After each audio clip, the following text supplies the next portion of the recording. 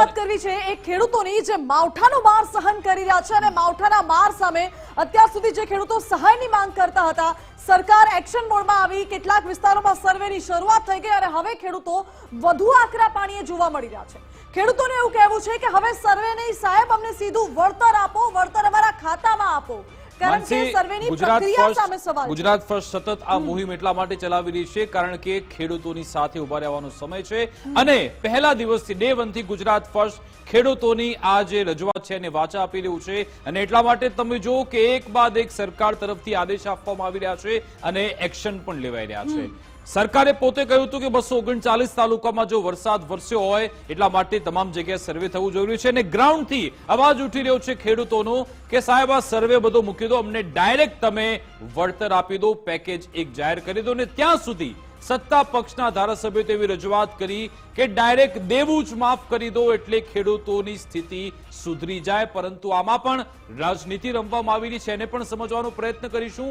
ઘણી બધી ખેડૂતોની સમસ્યા છે, એને આપણે સમજીશું, એને સાંભળીશું પણ ખરા, સાથે સાથે કેવી રીતે સરકાર આગળ વધી રહી છે, સરકારનો શું પ્રયત્ન છે એને પણ સમજવાનો પ્રયત્ન કરીશું। આપણી સાથે ગેસ્ટ પેનલ પણ જોડાવાનું છે, પરંતુ આ બધાની વચ્ચે સરકાર સતત એક્શન મોડમાં છે। હમણાં જ ન્યૂઝ આવ્યા કે માવઠાના મારમાં જે ખેડૂતો પરેશાન થયા છે, જે પાક નુકસાનીને લઈ માનસી સર્વેની વાત થઈ રહી છે, એને લઈ મુખ્યમંત્રી ભૂપેન્દ્રભાઈ પટેલે મહત્વનો આદેશ આપી દીધો છે।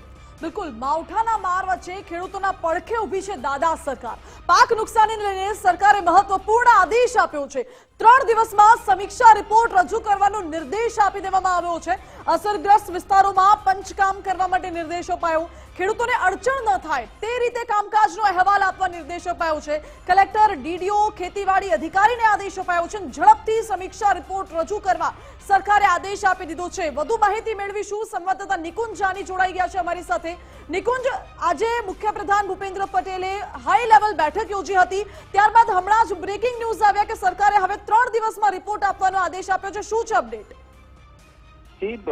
બુધવાર કેબિનેટ બેઠક બાદ 7 દિવસની મુલત આ સર્વે કામગીરીને લઈને આપવામાં આવી હતી અને હવે આજે મુખ્યમંત્રીની અધ્યક્ષતામાં એક હાઈ લેવલ બેઠક મુખ્યમંત્રી નિવાસસ્થાને મળી હતી, જેની અંદર 2 થી 3 જેટલા નિર્દેશ સીએમ દ્વારા અપાયા છે। એક તો 3 દિવસની અંદર જે પાક નુકસાની છે તેની સર્વેની કામગીરી જે કરવાની છે તે કામ પૂર્ણ કરવાનું કહેવાયું છે।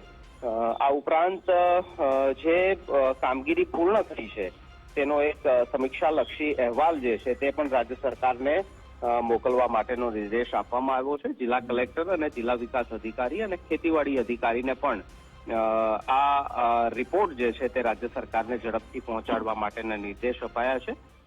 મહત્વનું છે કે એક પ્રાથમિક અંદાજ રાજ્ય સરકારને પાક નુકસાનીનો આવશે તો તેના આધારે રાજ્ય સરકાર કયા પ્રકારની સહાય રાશિ આ પાક નુકસાની અંગે જાહેર કરવા ઈચ્છે છે અથવા તો તે અંગેનું વિચારણા કરી રહી છે, તેનો પ્રાથમિક અંદાજ રાજ્ય સરકારને આવી શકશે અને તેના માટે 3 દિવસમાં પાક નુકસાનીનો સમીક્ષા રિપોર્ટ રજૂ કરવા માટેનો નિર્દેશ આપવામાં આવ્યો છે। કારણ કે એનડીઆરએફ અને એસડીઆરએફના નિયમો અને નોર્મ્સ પ્રમાણે જો સહાય આપવાની થાય તો તે ખૂબ સહાય ઓછી હોય છે। એનડીઆરએફ એસડીઆરએફની સહાય હેઠળ 13% માપદંડ હોય, એ હેક્ટરની મર્યાદા હોય છે અને તે સહાય હાલના તબક્કામાં ખૂબ ઓછી પડે તે પ્રકારની છે, કારણ કે જ્યારે પાક વાવેતરની સ્થિતિમાં હોય છે ત્યારે આ સહાય આપવામાં આવે તો તે યોગ્ય છે, પરંતુ હાલની સ્થિતિમાં તો પાક તૈયાર થઈ ચૂક્યો હતો, બજારની અંદર વેચવાની સ્થિતિમાં હતો ને ત્યારે કમોસમી વરસાદના કારણે આ નુકસાની થઈ છે। તો રાજ્ય સરકાર પોતાનું પણ એક બજેટ માંથી પણ આ સહાય રાશિ જાહેર કરશે કે જેના કારણે ખેડૂતોને આ મુશ્કેલીમાં સહાયરૂપ બની શકાય અને તે માટેની જ આ કવાયત છે। આજની બેઠકમાં નાણાં વિભાગના અધિકારીઓને પણ હાજર રાખવામાં આવ્યા હતા અને તે સ્પષ્ટ છે કે રાજ્ય સરકાર સહાય આપવા સંદર્ભે વિચારણા કરી રહી છે અને તેના કારણે નાણાં વિભાગના અધિકારીઓ પણ આ બેઠકની અંદર ઉપસ્થિત રહ્યા। અચ્છા, એટલે નિકુંજ, એ પણ સમજી શકાય કે જે 29 તારીખથી સર્વેની શરૂઆત થઈ અને મુખ્યમંત્રીએ જો 3 દિવસમાં રિપોર્ટ માંગ્યો, એનો મતલબ કે 6ઠ્ઠા દિવસે પ્રાથમિક અહેવાલ આવી જશે, એટલે જે સતત એક બૂમ પણ ઉઠી છે કે 20 દિવસ સુધી સર્વે થવાનો છે, એટલે સરકાર મેસેજ પણ આપવા માંગે છે કે અમે તમારી સાથે જ છીએ, તમારી વેદના, તમારું દુઃખ પીડા અમને ખબર છે, એટલા માટે જ કદાચ સરકાર કડક થઈ છે। નિકુંજ, કદાચ એમનો સંપર્ક કપાઈ ગયો છે, પરંતુ આ જે એક મેસેજ આપવામાં આવ્યો હતો કે ભાઈ 20 દિવસ સુધી સર્વે થવાના છે, અત્યારે મુખ્યમંત્રી શ્રી તરફથી આદેશ આપવામાં આવ્યો છે કે ભાઈ 3 દિવસમાં મને એક અહેવાલ આપી દો અને પછી એના આધારે એક નિર્ણય